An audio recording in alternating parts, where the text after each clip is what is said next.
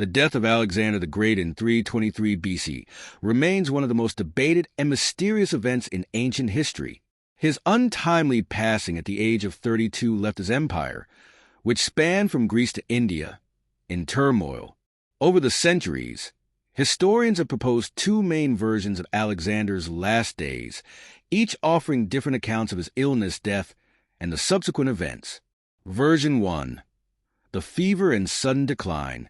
The most widely accepted version of Alexander's death comes from ancient historians like Arrian, Plutarch, and Justin. According to this account, in May 323 BC, Alexander fell ill after a banquet in Babylon. He developed a high fever, which worsened over several days, leading to his death on June 10 or 11, 323 BC. The illness was described as a sudden and severe fever, and it rapidly incapacitated him. Alexander's condition deteriorated over the course of a week, leaving him unable to speak or give orders in his final moments. This version suggests that his death was due to a natural illness, potentially malaria, typhoid fever, or West Nile virus, which were common in the region during that period. Some historians also suggest that Alexander's intense military lifestyle, which included prolonged campaigns and exposure to harsh conditions, may have weakened his health. In the last days of his life, Alexander reportedly had no clear successor, which would later contribute to the division of his empire. Despite his conquests, his inability to designate an heir during his final moments would lead to political instability and the eventual breakup of his vast empire.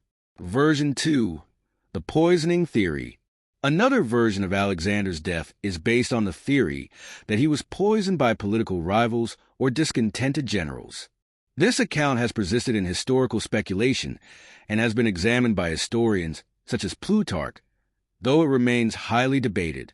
According to the poisoning theory, Alexander's sudden illness and rapid decline were not due to natural causes, but were the result of deliberate poisoning. Proponents of this theory argue that the illness was too sudden and severe to be explained by natural diseases alone. Some suggest that Alexander's enemies, possibly those within his own court, might have sought to rid themselves of his growing influence.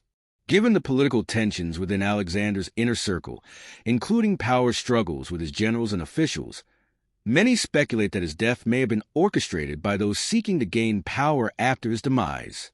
One of the key pieces of evidence used by those who support the poisoning theory is the fact that Alexander lingered for several days before dying, which is seen as unusual for certain diseases like malaria or typhoid fever.